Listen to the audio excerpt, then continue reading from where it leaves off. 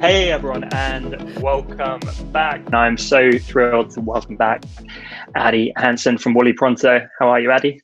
I am so good, Tom. How are you? I'm good. And today, what are you going to be sharing with us? It's something a little bit different, actually. Yes, so today we are going to do repeat patterns, but they are a little more complex. They're half drop. And then for another layer of complexity, we're going to be using some risograph brushes from Uproot that I am obsessed with. So we're going to get this really cool print effect style with some good texture, and then make this awesome, organic, natural looking repeat. Love it. So what I have here on the screen is just a quick illustration to help demonstrate the difference between what a full drop or a standard square repeat is to a half drop. And so the full drop repeat, let me get a different color. The full drop repeat, anything that repeats on one side of the pattern is repeated directly across on the other side, and same with up and down. Whereas on a half drop, it's staggered half a step down. So you can see where I'm drawing these lines. Those are where the pieces connect.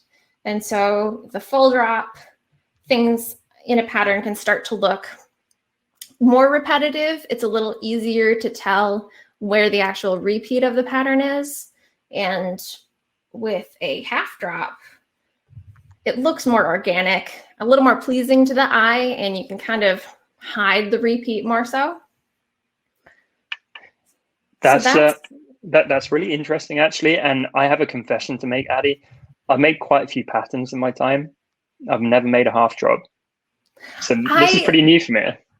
And if you make patterns in Photoshop and Illustrator, it's definitely just kind of makes you think about the process differently than what we're going to do here. Because I think in Illustrator, I would always do the little like octagon or hexagon, and they just do it all for you.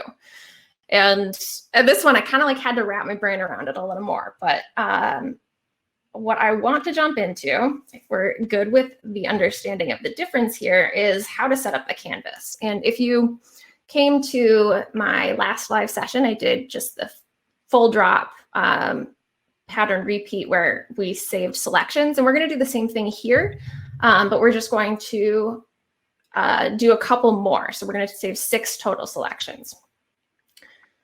So I do have a Procreate canvas provided that we'll be using for the actual project, but I wanted to walk through these steps so that you can set it up on your own to make patterns in any dimension that you want, because the preloaded canvas is just one set dimension. So this will allow you to do it on any size.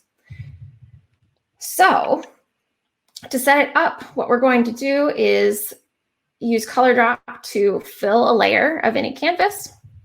And then we're going to transform it into a very precise size and then save the selection. So once we have filled the canvas, I'm going to tap this transform arrow up here. And then we have our toolbar with some additional options down here at the bottom. And we're going to make sure that it's set to uniform, and the interpolation is set to bilinear, which is how the pixels render. And then over here in 5X, there's this snapping feature. And this is all of your alignment tools. So we're going to turn on both magnetics and snapping, and turn both distance and velocity all the way to max.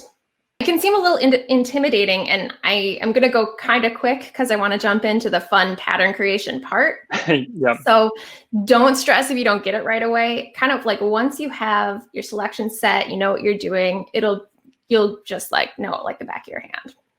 Exactly. With these, I want to quick explain what the distance and velocity mean, because this can kind of like, this, at least when the program updated, tripped me up. So what distance is how far away the object that you're transforming will be from a guide before it snaps into place. So at maximum, it's set to 50 pixels. So I don't have to worry about like getting super close to the guide before it locks. Velocity is, velocity controls how many guides kind of like pop up and how quickly they pop up. So it kind of just makes the canvas more sticky.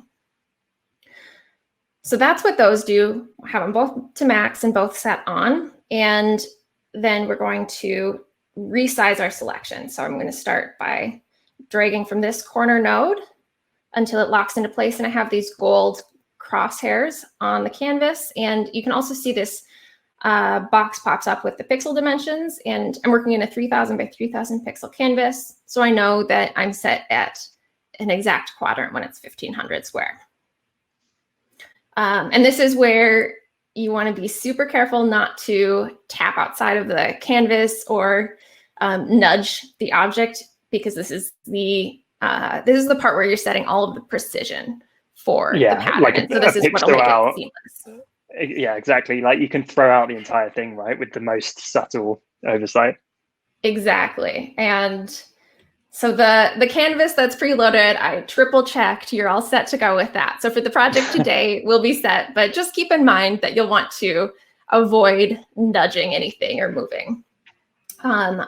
Once we have resized our object, I'm going to open the layers panel and select the layer contents. You can do this by tapping on the layer to bring up this menu and tapping select, or you can use the gesture shortcut of 2 fingers to press and hold on the layer, which will select the layer contents. With that selected, you can tap save and load down here, and then the plus sign to save your first selection. And then you can color dot to repeat for the remaining quadrants. We're going to do this for all 4.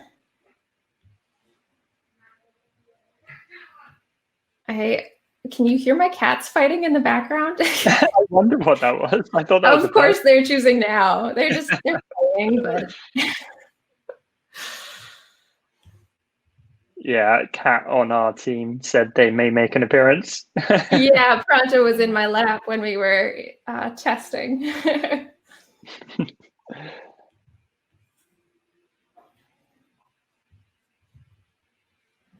So your cat is called Pronto. Yes. I was going to ask where Wooly Pronto came from as a company name. So as I'll explain in a moment. Let me hop through this part quick. Okay. Suspense. So we've set our 4 quadrants, which is just like the full drop repeat.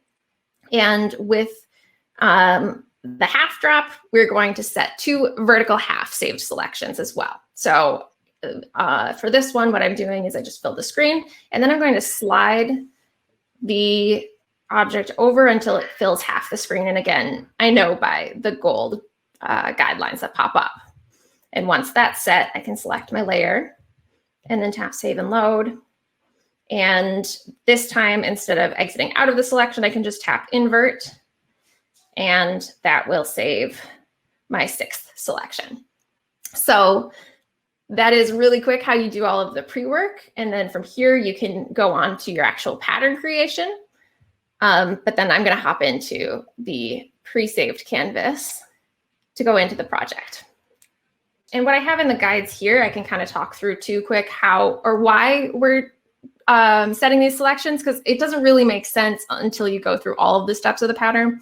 But we're going to flip all of these different selections around at different points within the process to make what's in the center of the pattern the outside. So it'll actually like create the repeat. Incredible. Well, if you're able to go through the initial bit, I'm not going to say a word. And if everyone can like keenly pay attention, take any notes they want, any screenshots, I'll let Addie just run through it one more time. Okay. Okay. All right. So much, Addie. Yeah, no problem. So in any canvas, you just need 1 layer to do this. You're going to color drop to fill the whole screen. Then tap the arrow up on the upper left to transform. Set it to uniform. Make sure your interpolation is set to bilinear. And then turn snapping on with distance and velocity set all the way up. Then you can drag from. If you want to take a screenshot, this is the key part right here. So I'll just leave it up for another second here. Magnetics. Amazing. Snapping. People are saying thank you so much. Totally clear. Following along. Okay, good. People, all right. People are with it. So from here, you're gonna, oh, okay, all right, I got to restart. From here, you're gonna drag to resize to snap into the quadrant, and the gold guidelines will tell you that you're good to go. And then lift up your pencil once, don't slide it around any further, because then that too can knock it out of alignment. Then tap directly into your layers panel, which will also release the object. And then use 2 fingers to press and hold to select the layer contents. Then from here, tap save and load on this bar that pops up, and tap the plus sign to save the selection. So you'll do this for all 4 quadrants. Do you want me to run through that again? Maybe super quickly. Yeah, absolutely okay. can. So we'll do it for the second quadrant. Snap it into place, tap layers, select the layer contents, save and load, then do selection 2, and then tap out of the selection tool. And use color drop to fill, tap the transform tool, resize, tap into the layers panel, select the layer contents, save and load for the third selection, and exit the selection tool, and once more.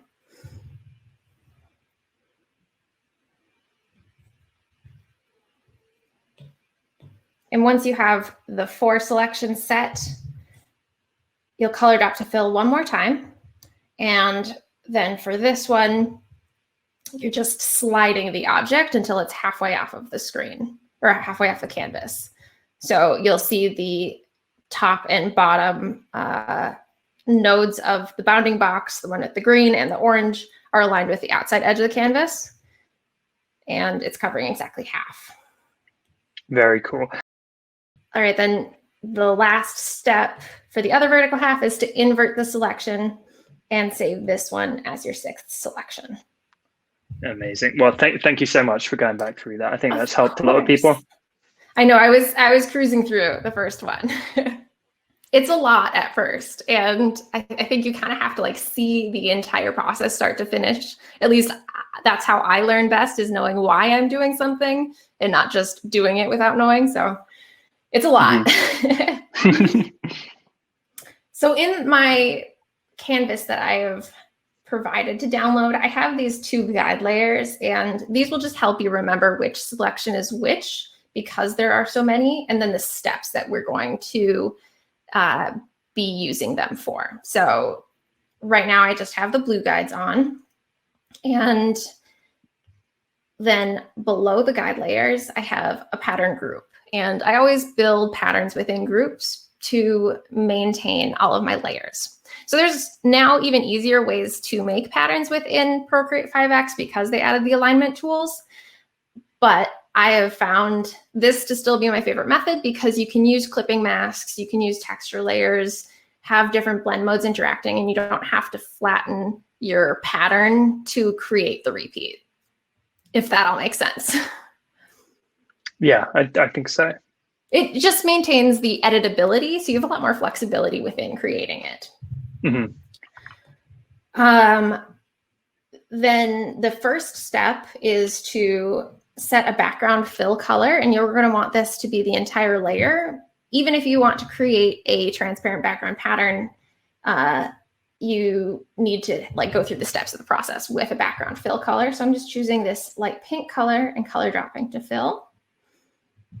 And then we can start adding our elements. And so with that extra layer of complexity and using the risograph, what we're going to do is paint a solid version of all of the elements that we're using in the pattern. And then we'll go back and add the texture on top of that. So I'm painting in these 2 bottom painting layers, separating out my elements by color. And then you'll see for the risograph texture what that stuff is. Awesome. And for the solid elements, I am using the squid ink brush. So I can tell you where Wooly Pronto comes from. I think you can probably relate, and other people who are entrepreneurially inclined. You start a lot of different businesses. You come up with a lot of different business names before finding one that works. And one of my many business plans was to sell yarn. And so that's where the Wooly Pronto comes from. I didn't know that. Set up. Yeah, I wanted to sell really chunky yarn that I was, I don't know, somehow going to source or spin. Not sure what my plan was. But I had set up an Etsy shop with it. And then when I started doing clip art and trying to sell digital products, I just used the storefront that was already existing. And the name stuck. I love that. And yeah, I can 100% relate. I checked the other day and I think I got something like 22 domain names that I own, because I'd have an idea and be like, oh yeah, I should register that domain, and then it didn't turn into anything. Well, yeah, you want to at least lock it in. Oh yeah. Some people are like, they make their money selling different domains. Mm-hmm. Yeah, there's a few in there where I'm looking, being like, that could be something. Yeah, if you're early, you get the .com, you're good. I think about that when I watch stuff like Back to the Future. Is like, I just go buy a bunch of domain names. How nerdy is that? Yeah. So I moved up to my second painting layer to draw in some greenery here, or leaves. I guess it's not green. And what I'm trying to do here is cluster all of my elements towards the middle.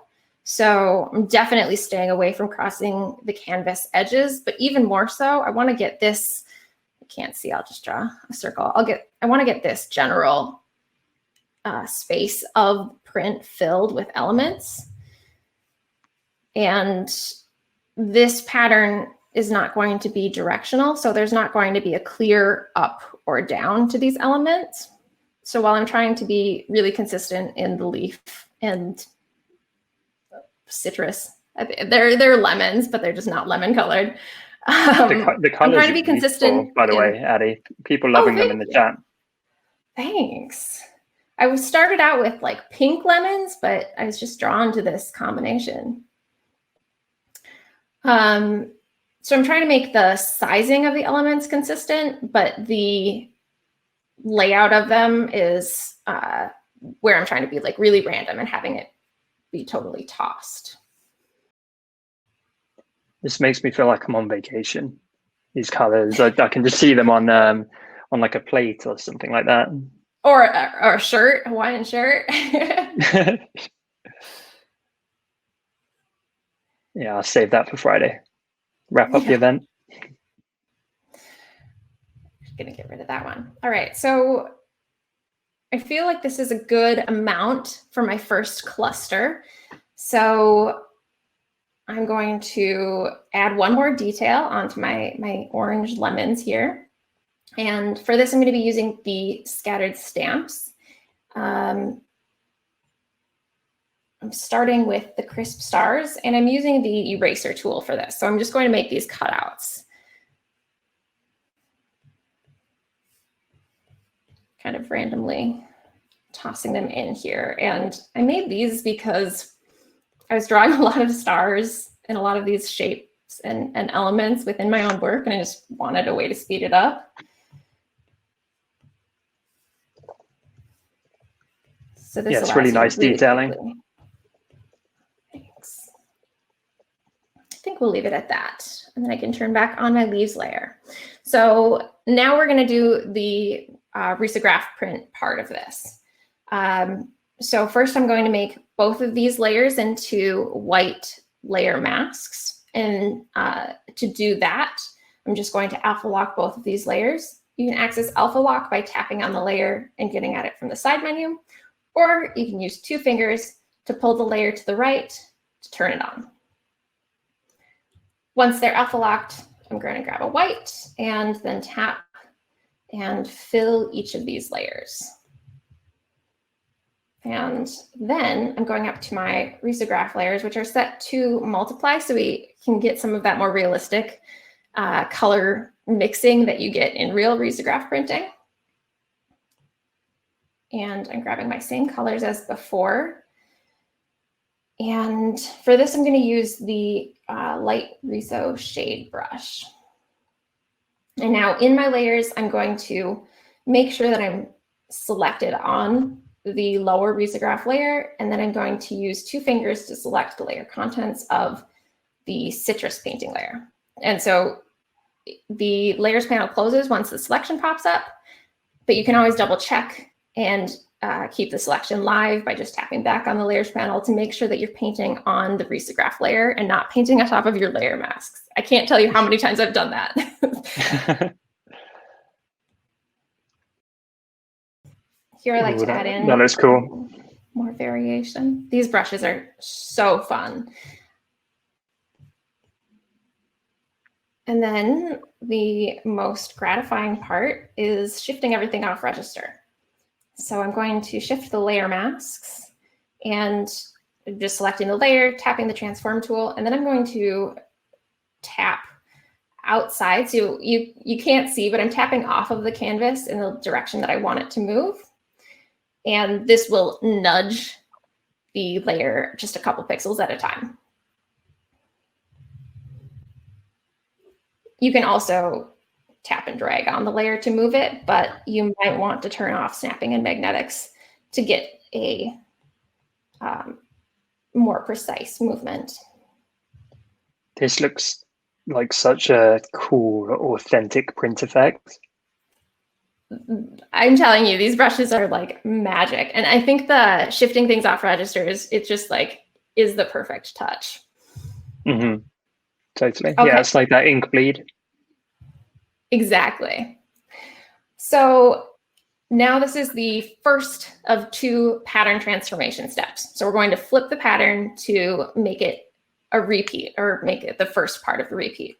So in my layers panel, I have the group collapsed, but still selected. And then I'm going to tap into my selection tool, and we're going to save and load the selection number 1 according to my blue guides.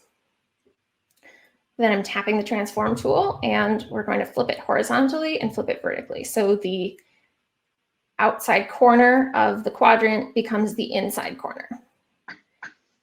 And then we're going to repeat for selection 3. So tap the selection tool, save and load, tap selection 3, and then tap the transform tool and flip it horizontally and vertically. This is where the magic really happens. Yeah. And by having all of your layers in a group, you don't, you know that everything is going to perfectly transform together and flip together. Then we'll do selection 6 and tap the transform tool once more to release it. And now we have all of this space to fill. So I'm going to turn off my blue guides and then turn on my red guides. And to add in the secondary elements while maintaining the off register and the risograph, I am going to add a new layer on top of the entire stack to draw these in. And I'm going to start back in with the orange and the squid ink brush, and we're going to repeat those steps of drawing the solid and then adding the texture after. Amazing. This is also your opportunity if you want to move any existing elements around, you can. So the one thing to be sure of here is that you're selecting any layers that interact with each other.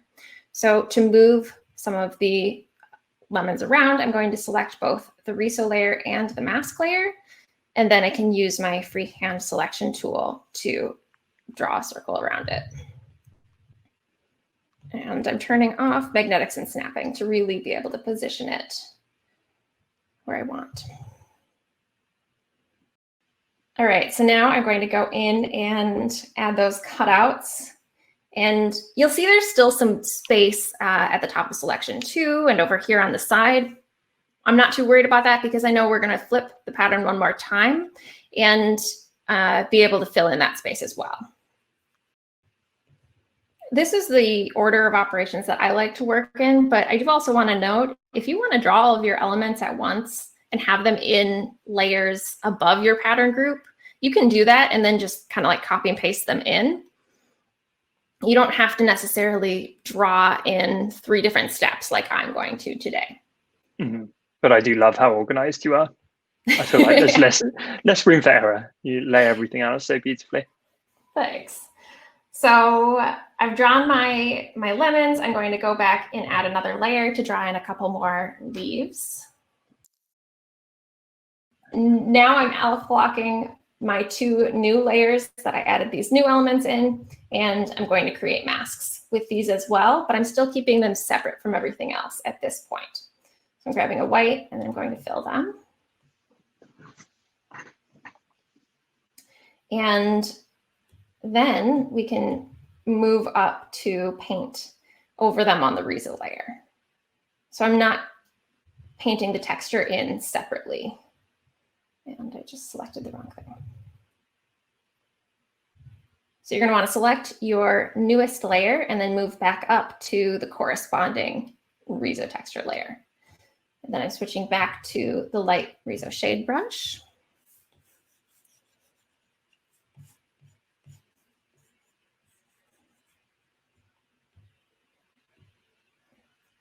And then we can do the same for the leaves.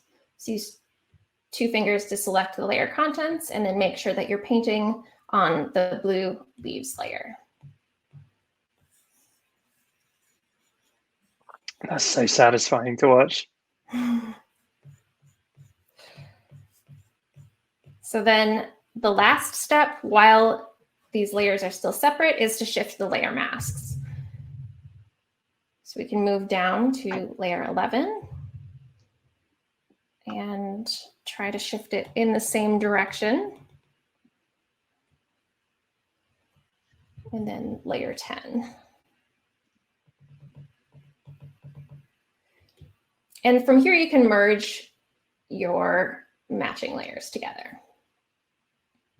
And now we can transform the pattern once more. So I'm collapsing the pattern group, making sure that it's still selected. And I'm going to tap the selection tool to save and load selection 5.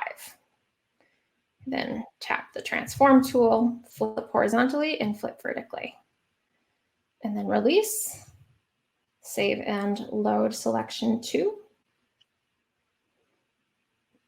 Flip it horizontally and vertically. And release. And this is, I think, the most satisfying part when you see the pattern snap into matching again. So when I flip it horizontally and vertically and the pattern aligns once more. That is satisfying. And we all know every creative's a perfectionist at heart. Yes. So it's so jarring when it's not seamless and then it's like, that's better. So that's a really good segue into an important tip. I am going to move a couple elements around here so that I can fit at least 1 more lemon in the middle. And to do that, I'm selecting both of my lemon layers. But I would say you can spend literally forever moving and repositioning your elements within your pattern. Because you're going to want to try to make it perfect. But until you see how the pattern looks tiled, you won't really see the full picture of it. So my recommendation would be to just do your best laying them out so that the elements are spaced evenly, but don't try to get it absolutely pixel perfect because there's always going to be things that you'll want to change after. Mm-hmm. So true. That said, I am going to shift some of these around a little bit. Oops.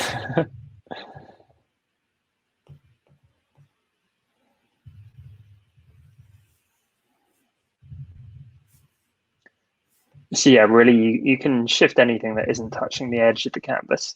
Yes, that's really important. Any of these 3. And then if you want to shift things that are touching the edges, you'll need to flip the pattern back again. So either following the red guides or the blue guides.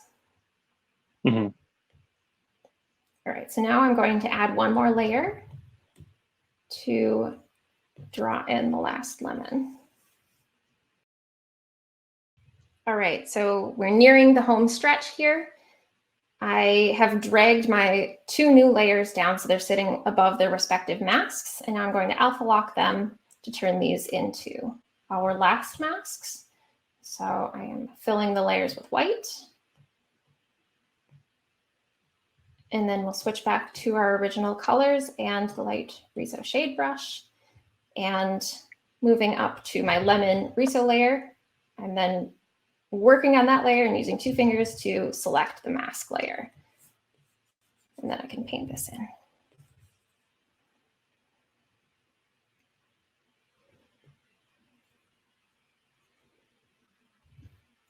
And then same for the leaves.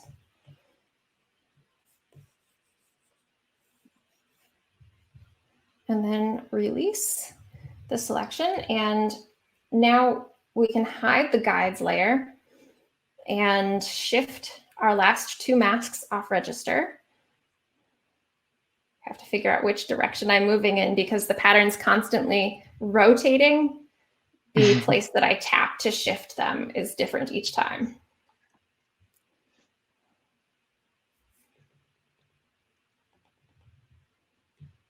It's a bit of a mind bender, isn't it? When you start working with in-depth patterns, it's this is reminding me of when I was a bit younger and I tried to read A Brief History of Space and Time by Stephen Hawking.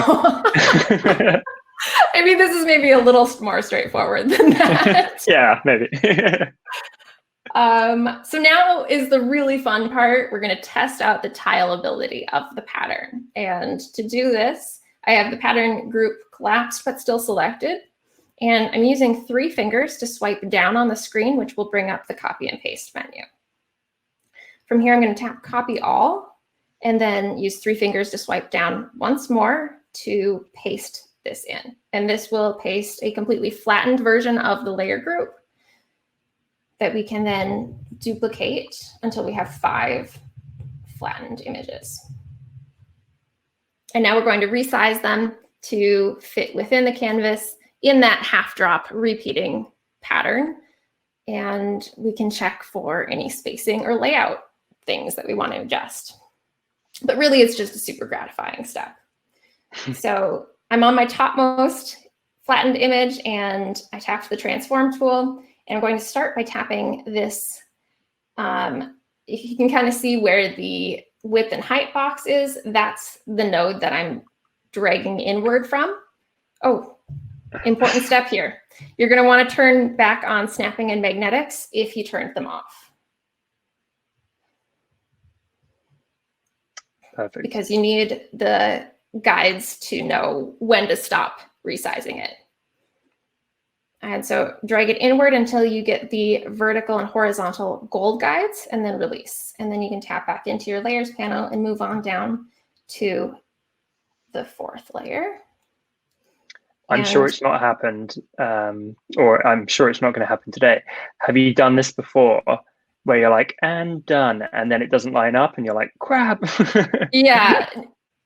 You might have just jinxed me, but No, I'm sure not. Yeah. Or you get just that 1 pixel gap because something shifted off.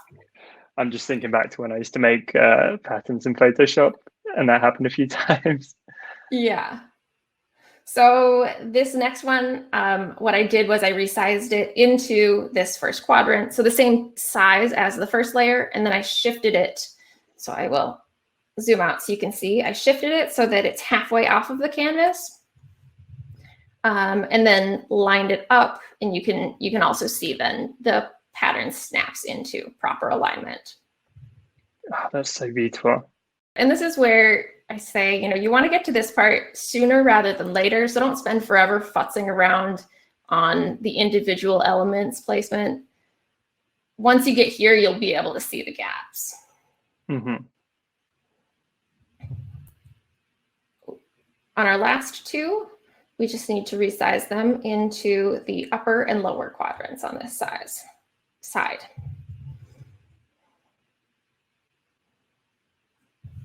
And there's the full repeat. That is so beautiful.